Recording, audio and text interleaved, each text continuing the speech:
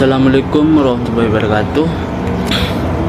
Selamat pagi teman-teman semua, dan yang kami hormati Bapak dosen pengempu mata kuliah manajemen kualitas, yakni Bapak Farid Firmansyah.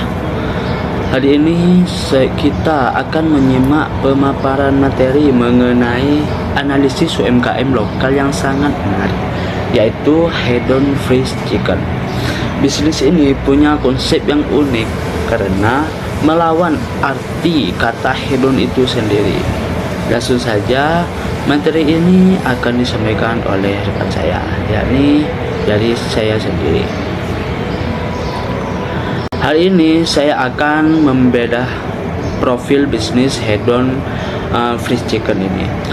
UMKM ini lokasi sangat dekat dengan keseharian kita, yakni di Panglekur Telanakan, tepatnya di sekitar kampus UIN Madura. Hedon fried chicken ini dimiliki oleh Bapak Adi, yang produk utamanya tentu saja ayam goreng crispy yang dipadukan dengan sambal bawang. Kenapa sambal bawang? Karena ini adalah selling point atau daya tarik utama bagi lidah masyarakat lokal dan mahasiswa. Filosofi nama DIY.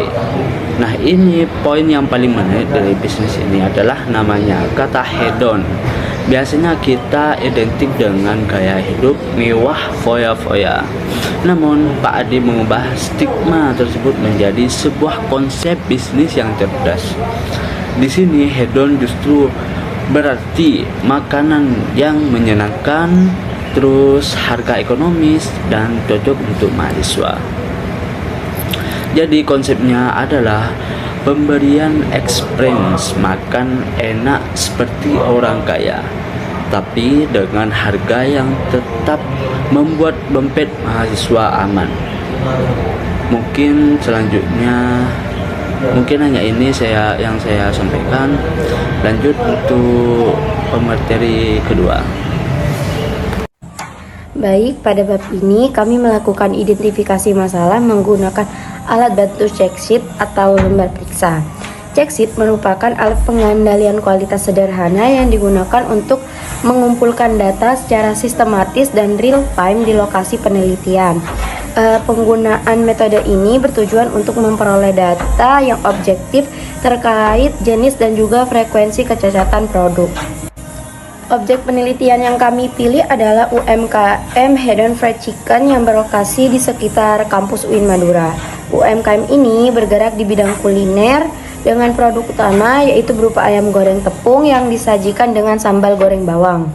Pemilihan objek ini didasarkan pada tingginya tingkat konsumsi serta lokasi yang strategis sehingga relevan untuk dilakukan analisis kualitas produk.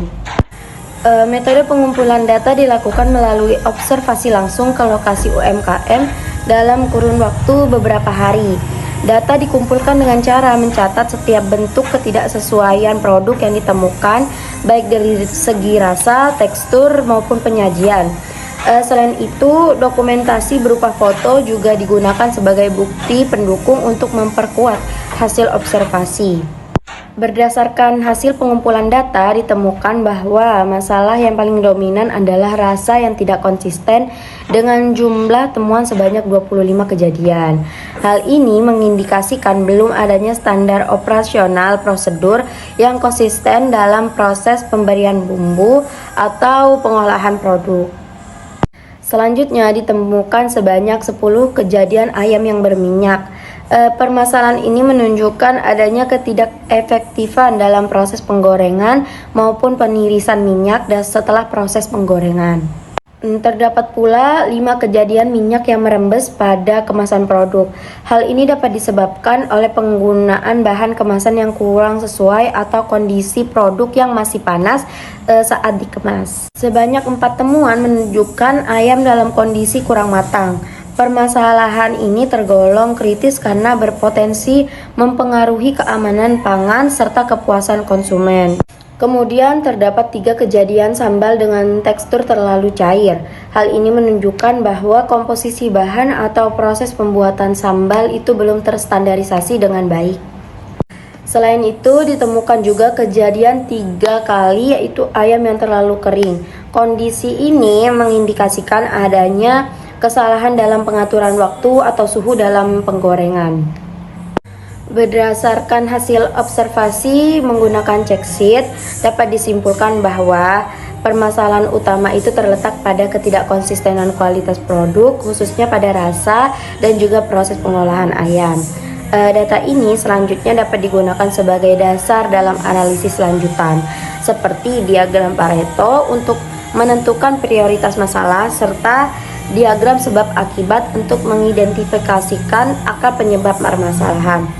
Mungkin cukup sekian penjelasan dari saya, kurang lebihnya aku mohon maaf. Baik, di sini saya Intan Nur Aini sebagai pemateri ketiga akan membahas terkait diagram Pareto atau Pareto chart, di mana diagram Pareto di sini sering dikenal dengan grafik batang yang menunjukkan bahwasanya distribusi suatu masalah atau penyebab masalah dalam urutan dari yang paling sering terjadi hingga yang paling jarang terjadi. Prinsip dasar dari diagram Pareto di sini yaitu didasarkan pada hukum 80/20 yang menyebabkan bahwasanya 80% masalah itu biasanya disebabkan oleh 20% faktor penyebab. Di sini dari data yang kami analisis bahwasanya diagram Pareto di sini ada di data kumulatif. Jika data kumulatif itu menunjukkan persen paling kecil, itu berarti sering terjadi dan sering ditemukan kecacatannya. Di sini di data kumulatif ada 50% ayam tidak konsisten, rasanya tidak konsisten, sehingga di sini terdapat 50%, sedangkan ayam berminyak di sini terdapat di 70% dan ayam merebus itu di 80% dan ayam kurang matang itu 88%, sedangkan sambal terlalu cair itu 94% dan ayam terlalu kering itu ada di 100%. Sehingga di data kumulatif itu data yang paling kecil persenannya itu paling sering terjadi. Sehingga di sini data yang paling kecil persenannya itu di rasa yang tidak konsisten dan juga di 20, sehingga di data persenan itu ada 50% dan di ayam berminyak itu ada 20% di persenan di persentase, sedangkan minyak merebus itu ada di 10% data persentase.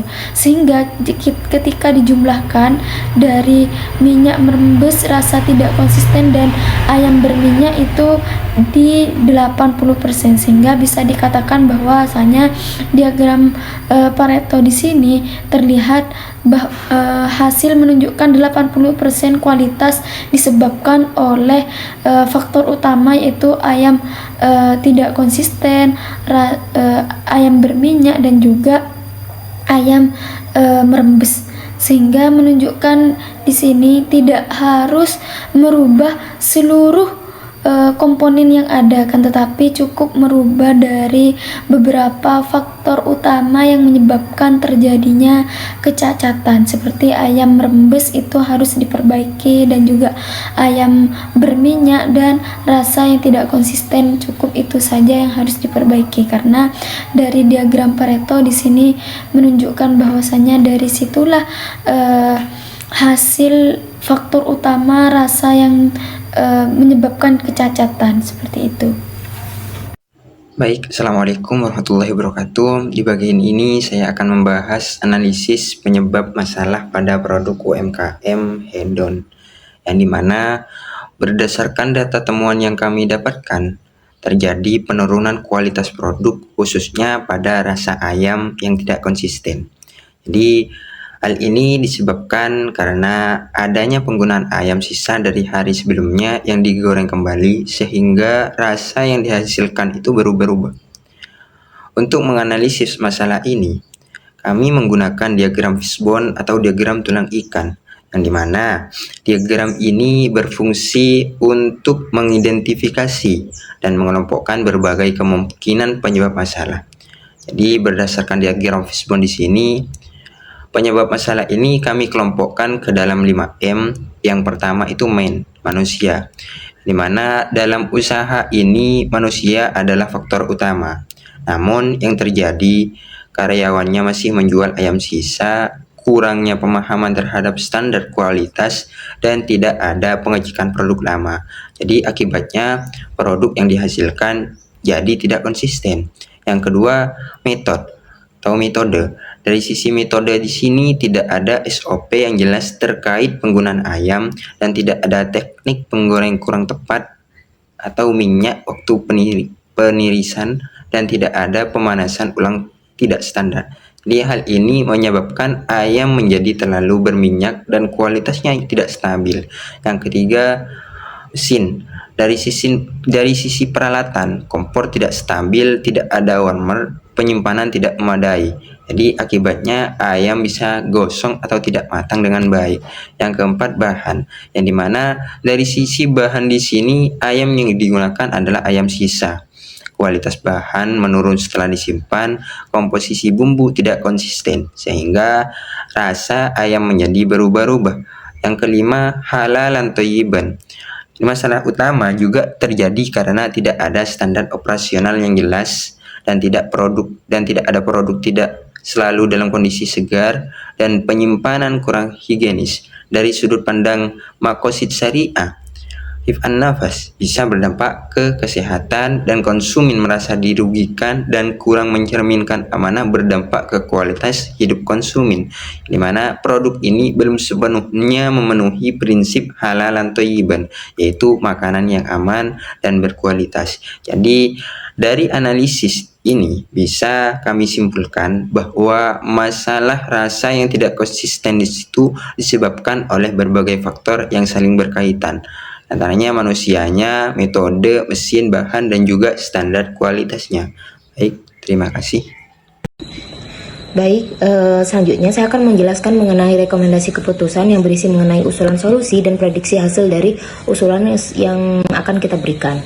Nah, kalau usulan solusi di sini kita memberikan solusi kepada method, mesin, materials, dan measurement.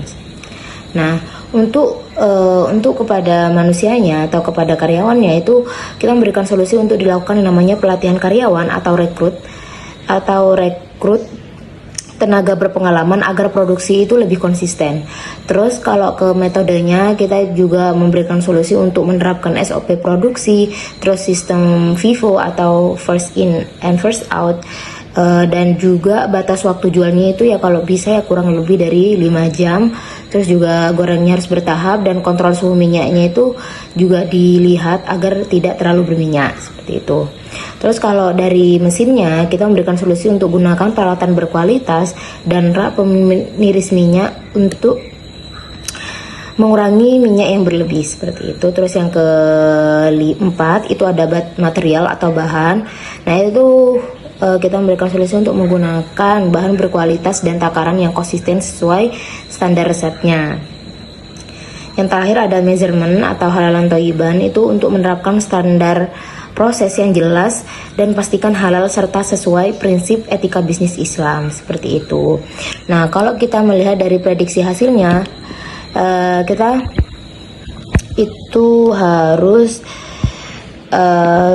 hasilnya itu bisa dari karyawan yang lebih profesional, terus jadi karyawan yang lebih profesional, jadi kesalahan produksinya itu juga lebih berkurang. Terus rasa ayam itu lebih konsisten, fresh, tanpa adanya ayam yang bersisa. Terus teksturnya juga lebih renyah, tidak lembek. Terus kadar minyaknya itu itu jadi berkurang, ya awalnya kok tadi berlebih sekarang jadi lebih berkurang. Terus kualitas produknya itu menjadi stabil setiap penjualan, jadi tidak ada yang namanya tidak konsisten. Terus jadinya keluhan pelanggan juga menurun. Nah, kepuasan pelanggan juga meningkat, seperti itu.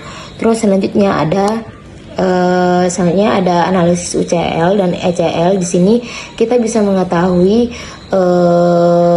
upper control limitnya dan lower control limitnya untuk mengetahui peta kendali atas dan peta kendali bawah seperti itu. Ini untuk mengetahui proses produksi itu sudah berjalan normal atau tidak seperti itu.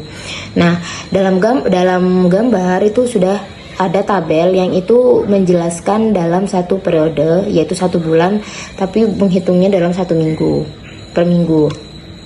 Contoh saja, di minggu pertama itu jumlah pembelian diketahui ada 30, sedangkan ditemukan kecatatannya sebanyak 13. Nah, proporsinya 0,43. Dapat dari mana 0,43?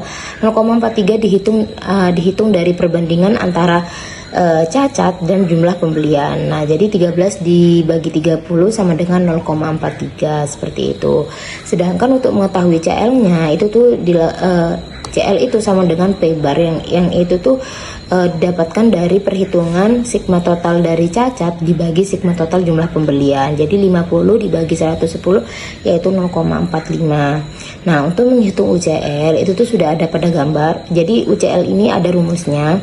Rumusnya itu yang ada pada gambar. Jadi P bar ditambah 3 dan selanjutnya yang nantinya akan menghasilkan 0,60. Terus di LCL juga rumusnya ada pada gambar gitu, sudah ditentukan.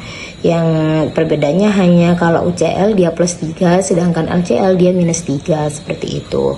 Yang nanti LCL ini akan menghasilkan nilai sebesar 0,31.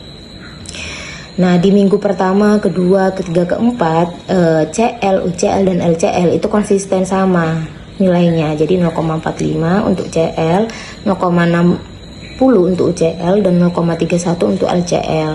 Nah, tapi kalau kita melihat dari peta kendali kita bisa melihat bahwa di minggu keempat itu tuh ada kenaikan secara signifikan dari yang awalnya dia tepatnya ada di sekitar 44%, 43%, itu naik 52% di minggu keempat. Nah, itu tuh sebenarnya di minggu keempat itu masih aman karena masih di bawah UPL, karena kan UPL itu kan 0,60. Nah, itu tuh tapi sudah hampir mendekati ke UPL, jadi itu harus lebih berhati-hati dan itu tuh harus dilakukan yang namanya pemantauan lebih lanjut agar kita itu menjaga kestabilan pada suatu produk seperti itu. Terima kasih, mungkin sekian dari saya. Wassalamualaikum warahmatullahi wabarakatuh. Terima kasih atas semua pembahasan dari semua anggota kelompok. Mungkin itu saja pembahasan dari kelompok 5 terkait laporan observasi UMKM hedon freeze chicken. Saya akhiri. Wassalamualaikum warahmatullahi wabarakatuh.